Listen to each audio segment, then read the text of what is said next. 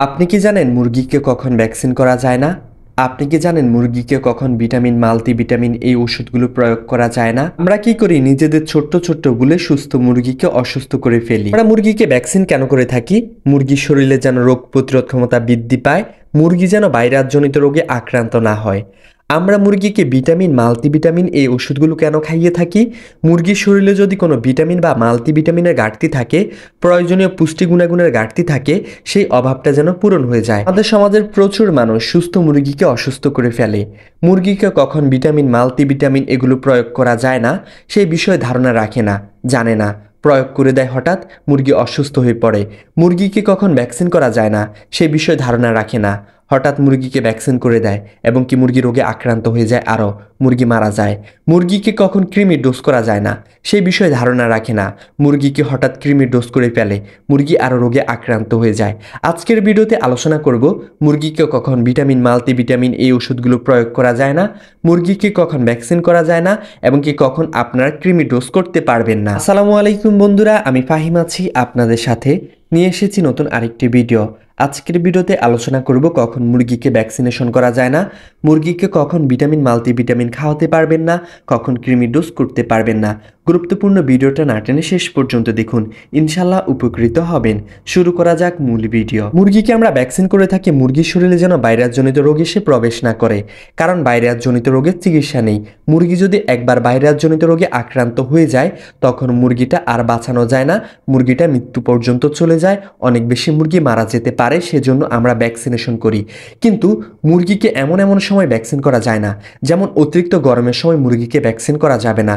Vaccine করার উত্তম সময় আপনি যদি ঠান্ডার সময় করবেন, হয় গভীর রাতে, নাহলে একদম সকালে, যখন আবহাওয়াটা ঠান্ডা থাকবে, যখন আবহাওয়াটা শীতল থাকবে, কারণ ভ্যাকসিনেশনের ফলে মুরগি দুর্বল হয়ে যায়। আপনি যদি গরমের সময় মুরগিটাকে ভ্যাকসিন করেন তাহলে মুরগিটা আরও দুর্বল হয়ে যাবে, ফলে ক্ষতি হয়ে যাবে। এরপর হচ্ছে আরেকটা সমস্যা, আমরা যে মুরগিকে ভ্যাকসিন করি এই ভ্যাকসিনটা হচ্ছে জীবন্ত ভাইরাস, এটা ক্ষতিকর ভাইরাস না, এটা হচ্ছে ভালো ভাইরাস।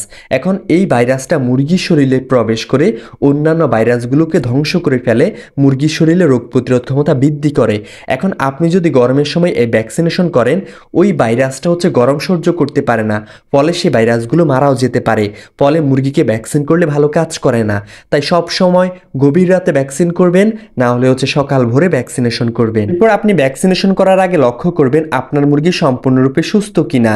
আপনার মুরগির শরীরে জ্বর, ঠান্ডা, সর্দি, কাশি কোনো না কোনো সমস্যা আছে কিনা।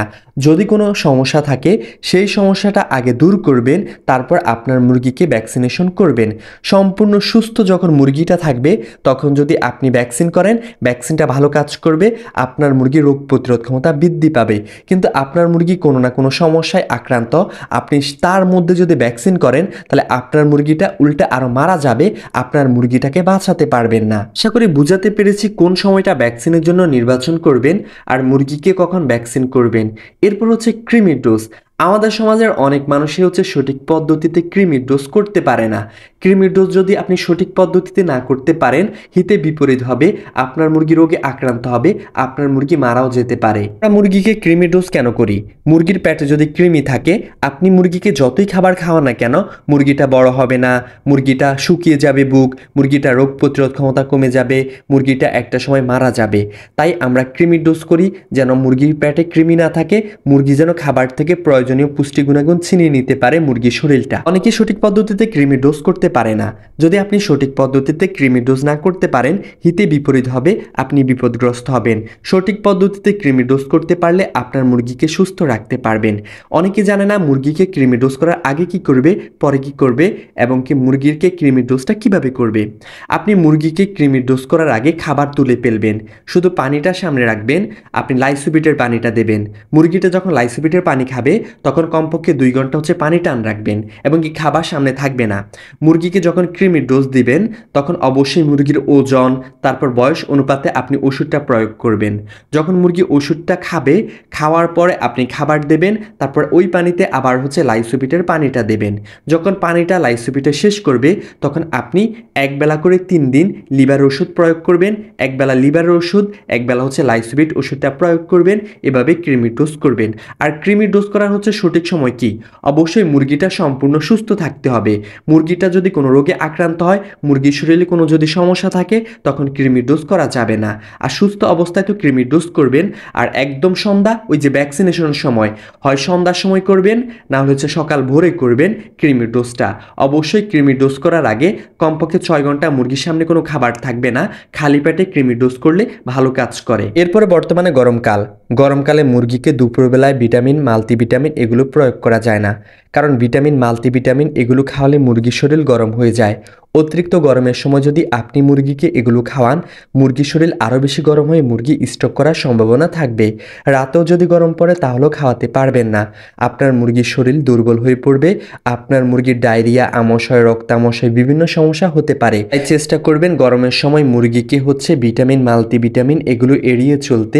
আপনার যদি খাওয়াতে ইচ্ছেই হয়, যখন আবহাওয়া ঠান্ডা থাকবে, বৃষ্টি হবে বা গরম পড়বে না, তখন আপনি এগুলো খাওয়াবেন। তাহলে আপনার মুরগির কোনো ক্ষতি হবে না, আপনার মুরগি সুস্থ থাকবে। অতিরিক্ত গরমে এগুলো প্রয়োগ করবেন, আপনি ভালোর জন্য প্রয়োগ করবেন, আর হিতে বিপরীত হয়ে ক্ষতি হয়ে আপনার মুরগির আমাশয়, রক্তামশয়, ডায়রিয়া বিভিন্ন সমস্যা হয়ে যাবে। আপনার মুরগি স্ট্রোক করবে, না হলে দুর্বল হয়ে যাবে। কে কে কোন জেলা থেকে ভিডিওটা এই পর্যন্ত দেখেছেন কমেন্ট করে জানান। এতে আপনাদের চিনতে সুবিধা হয়। আর অনেকে ভালো মানের মুরগির বাচ্চা ক্রয় করতে চান, তারা চাইলে আমাদের বন্ধু এগ্রো অ্যান্ড হ্যাসারি থেকে নিতে পারেন। শর্ত সাপেক্ষে আমরা সারা বাংলাদেশে ভালো মানের মুরগির বাচ্চা কম দামে বিক্রি করে থাকি। যেমন অরিজিনাল টাইগার, মিশরীয় Fayoumi, Sonali hybrid, super hybrid, colour bird ইত্যাদি। এখনই যোগাযোগ করুন স্ক্রিনে দেওয়া নাম্বারে। এতক্ষণ আপনাদের মাঝে ছিলাম আমি মোহাম্মদ ফাহিম হুসাইন। আল্লাহ হাফেজ, আসসালামু আলাইকুম।